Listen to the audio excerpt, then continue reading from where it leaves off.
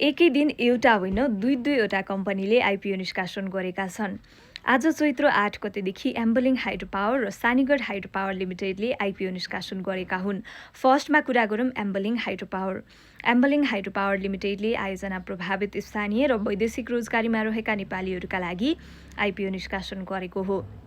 कम्पनीले आयोजना प्रभावितका स्थानीयका लागि 7,000 किता आइपिओ छुट्याएको छ र यो आइपिओमा चाहिँ सिन्धुपाल्चोक जिल्लाको जुगल गाउँपालिकाका वडा नम्बर 1 देखि 7 सम्मका स्थानीयले आइपिओ भर्न पाउनेछन् र स्थानीयले न्यूनतम 10 कितादेखि अधिकतम 7,000 कितासम्म आइपिओ अप्लाई गर्न सक्नेछन् भने स्थानीयका लागि आइपिओ भर्ने अन्तिम मिति चैत्र 22 गते तोकिएको छ र उक्त समयमा पनि पर्याप्त आवेदन परेन भने वैशाख 7 गतेसम्म आवेदन दिने समयावधि लम्बिनेछ।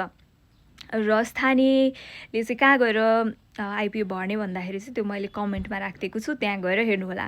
त्यसै गरेर कम्पनीले वैदेशिक रोजगारीमा रहेका नेपालीहरूका लागि 2,10,000 किता आइपिओ छुट्याएको छ र यो आइपिओमा वैदेशिक रोजगारीमा रहेका नेपालीहरूले न्यूनतम 10 कितादेखि अधिकतम 21,000 कितासम्म आइपिओ अप्लाई गर्न सक्नेछन् र वैदेशिक रोजगारीमा रहेका नेपालीहरूका लागि आइपिओ भर्ने अन्तिम मिति चैत्र 11 गते तोकिएको छ। सेकेन्डमा रहेको छ सानीगढ हाइड्रो। सानीगढ हाइड्रो लिमिटेडले पनि आयोजना प्रभावित स्थानीय र वैदेशिक रोजगारीमा रहेका नेपालीहरूका लागि आइपिओ निष्कासन गरेको हो।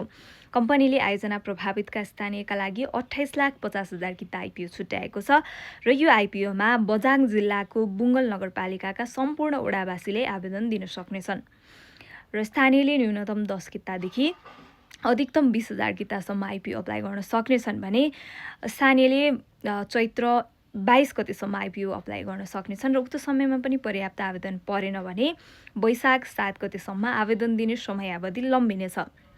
र स्थानीयले कहाँ गएर आवेदन दिने भनेर त्यो मैले कमेन्टमा राखिदिएको छु, त्यहाँ गएर चेक गर्नुहोला। त्यसै गरेर कम्पनीले वैदेशिक रोजगारीमा रहेका नेपालीहरूका लागि 5,70,000 किता आइपिओ निष्कासन गरेको छ र यो आइपिओमा पनि वैदेशिक रोजगारीमा रहेका नेपालीहरूले न्यूनतम 10 कितादेखि अधिकतम 20,000 कितासम्म आइपिओ अप्लाई गर्न सक्नेछन् र वैदेशिक रोजगारीमा रहेका नेपालीहरूका लागि भने आइपिओ भर्ने अन्तिम मिति चैत्र 11 गते तोकिएको छ है त।